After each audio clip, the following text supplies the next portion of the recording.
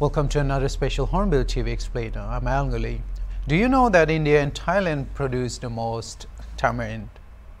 We all know imli tengai, imli mithai, and imli soup. If you ever had that sweet and sour pop on a small wooden spoon in school, you are officially the grandfather of Nagaland. It is just strange that you'll rarely find Indian imli tengas in pawn shop these days. Almost every one of them you do find will most likely be from Burma or from Moray in Manipur. Again, it's widely believed that almost every fashion apparel and shoes you find at, let's say, Hong Kong market is reportedly from Myanmar. I'm not certain how far this is true, but if they are from Moray, it is more likely that your Nikes and Adidas are also from Myanmar. As luck would have it, Moray is a border town located on the India-Myanmar border in Manipur. Now, we all may have to stock up our Burma Adidas and items fast because it looks like the free movement agreement between India and Myanmar is in trouble.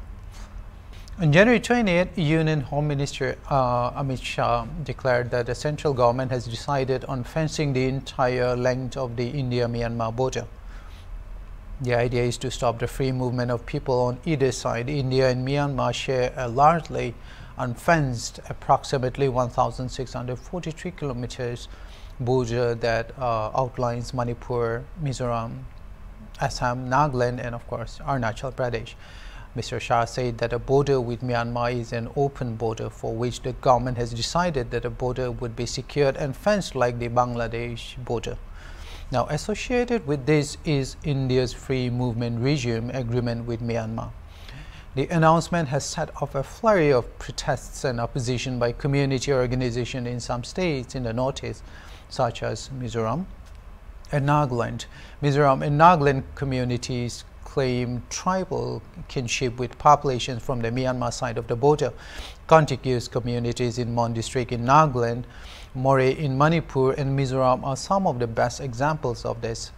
Nagaland Deputy Chief Minister Mr. Yanthong Patan met with Mizoram Chief Minister Laldoma in Aizawl the previous week. Mr. Patan reportedly said fencing the border would be unacceptable for the Naga people, given the significant Naga population in Myanmar. So what is this free movement regime between India and Myanmar? Let's check it out. A handout from the Ministry of External Affairs in 2003 gives some updates in this regard. Not updates, but information in this regard. In January 1994, India and Myanmar signed a border trade agreement marking an early precursor to the free trade regime. It became operational from April 1995. The main items of trade include soy chunks, red kidney beans, wood, bamboo, tomato, sunflower seeds, raisin, and betel leaves. Border trade between the two countries has been taking place from the trading point of Moray on the Indian side and Tammu on the Myanmar side. Now, the government allowed Indian and Burmese citizens to enter either side without a passport or a visa up to about 40 kilometers. The Burmese people could stay for about 72 hours in India, while Indians could stay for about 24 hours in Myanmar. In 1968, the agreement introduced a new permit system due to the increase in insurgent activities in Manipur, Mizoram, and Nagaland. In 2004, India limited the FMR distance to about 16 kilometers from 40 kilometers. Now, instead of allowing people to cross from multiple points, only 3 places were allowed to be used as the gateways: Bangsua in Arunachal Pradesh, Moray in Manipur, and Zokatar in Mizoram. Now, the agreement is basically a mutual agreement between the two countries to allow the tribes living along the border on either side to travel up to a certain distance inside the other country without a visa. It was implemented in 2018 as part of the Narendra Modi government's Act East policy. The free movement regime was in 2017 changed again. Some amendments were made there, but it was deferred due to the Rohingya refugee crisis. In 2018, the cabinet approved an agreement between India and Myanmar again on land border crossing. The agreement was to regulate and harmonize already existing free movement rights for people ordinarily residing in the border areas of both countries. It will also help in the movement of people on the basis of valid passports and visas, or that's what the document envisaged. This was to enhance economic and social interactions between the two countries. Further, the agreement was to give a boost to the economy of the northeast states and allow leveraging geographical connections with Myanmar to increase trade and people-to-people ties. Interestingly, the agreement was also to safeguard the traditional rights of the largely tribal communities residing along the border. These communities are accustomed to free movement across the border. That's why some of the northeast states are protesting. As with most special state of nations today called the Commonwealth nations, the border between India and Myanmar was demarcated by the British in 1826. Now, the border effectively divided people of the same cultures and communal ethnicity into two nations without their consent. The India-Myanmar border reflects the line the British drew. Communities from either side of the border are generally those who have strong ancestral, ethnic and familial ties. One of the most famous instances of this demarcation is Longwa village.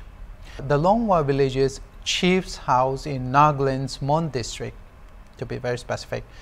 The border literally passes through the house of the village chiefs, practically ensuring that he is on two countries at the same time. That's one of the best examples. So it is easy for the people there to communicate, socialize and coexist the people at the border between Myanmar and India. The tribes have a long history of trans-border commerce. The area is generally still economically backward, but there is trade. This means the people subsist on the low-income economy there. The border trade is in fact vital for the sustenance of local livelihoods there. For villagers in Myanmar too, the towns on the Indian side are nearer for them to do business, avail education and to have access to healthcare facilities than those in their countries, much nearer for them. Now let's see some of the reasons that the government is talking about scrapping the free movement regime. We'll look at some of the reasons and also we'll just examine some of the reasons why the government wants to fence the border. All these talks surfaced when the Manipur ethnic violence started in May 2023, just the previous year. One of the biggest points of contention being made by those who favor removing the agreement is this. They allege illegal migration of Kuki-Chin people into India from Myanmar. The idea is that this immigration is fueling the Manipur conflict. The Meitei people, one of the major native communities in Manipur, have accused these migrants of being narcotic dealers and illegal settlers responsible for the Manipur conflict. Now, on the other hand, the Kuki people, a community in Manipur, have also blamed the Meitei people of using the charge of narco-terrorism and illegal immigration as a pretext for engaging in what they call ethnic cleansing. Another reason the free movement regime has found a space in the conversations of the central government is the insurgency. It's not a secret that Myanmar has for a long time been a haven for many northeastern insurgent groups opposed to India. The military coup in Myanmar in February 2021 removed a democratically elected government, notably the leader Aung San Suu Kyi. The military launched a campaign against ethnic extremists which forced large numbers and populations of Myanmarese tribal people into India. A major part of these displaced populations found themselves in Manipur and Mizoram. In November 2023, district committees in Mizoram completed a census on the number of Myanmar refugees in the state. According to the census, approximately 12,516 refugees came to Champai district.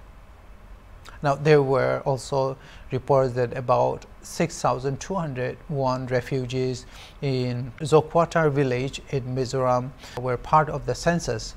The displaced people were seeking refuge from the frequent clashes between the Chin National Army and the Chin Defense Force rebels against the Myanmar military. Further, Manipur too received illegal migrants during this period when the clashes were going on at the border. The state's authorities identified in 2023 approximately 2,187 displaced people. Strangely, in September 2022, about 5,500 illegal immigrants were reportedly caught in Moreh. So now we were saying that the central government had begun talking about the free movement regime agreement and fencing the border. We also can trace the nuances of the arguments to Manipur. It will be interesting to you that on May 2nd, 2023, just a day before the ethnic violence exploded in Manipur, just a day before, the Chief Minister of Manipur, Mr. Byron Singh, said this in Impal. He said this: illegal immigration from Myanmar to Manipur is such that Manipur has detained about 410 people from that country alone who have been staying in the state without proper documents. There is an additional, he said this, there is an additional 2,400 of them seeking shelter in detention homes along the border areas. He expressed belief that there must be many more Myanmarese people residing illegally in Manipur. Soon, when the ethnic violence broke out in 2023 in Manipur, ladies and gentlemen, which is still ongoing, the media war often argued that illegal immigration and illegal drug networks from Myanmar were one of the reasons for the conflict. So what happens if a fence comes up between India and Myanmar? What happens if at all the government of India removes the agreement? What happens? First thing, the one who would be hit the hardest would be the tribal contiguous communities along the border with Manipur, Mizoram and Nagaland. While the agreement has been reviewed at certain times, it's still not clear enough or streamlined enough to regulate the border. It does not explain the framework to effectively streamline trade and regulate foreign nationals engaged in commerce there at the border. It is most likely that the largely rural and impoverished communities on either side of the country's border will face more and more problems in both livelihood and welfare aspects. Their economic activities and vocations will be affected. Definitely, they will not be able to travel for essential health care, for instance. They may not be able to avail education. And there will be much more restrictions on people to people and family to family contact there. One can confidently say that neither the removal of the agreement nor fully fencing the border will help in either stopping drug trafficking or illegal immigration in this regard. The reason is the border is expansive. The India-Myanmar border is approximately 1,624 kilometers or about 1,009 miles, going through Arunachal Pradesh, Nagaland, Manipur and Mizoram. Media reports quoted security sources earlier are saying that the free movement regime, whether or not it's in place, it is not an easy task for the authorities to keep the border in check all the time. Thank you for watching HornbillTV. I'm Al Ghali. See you next time.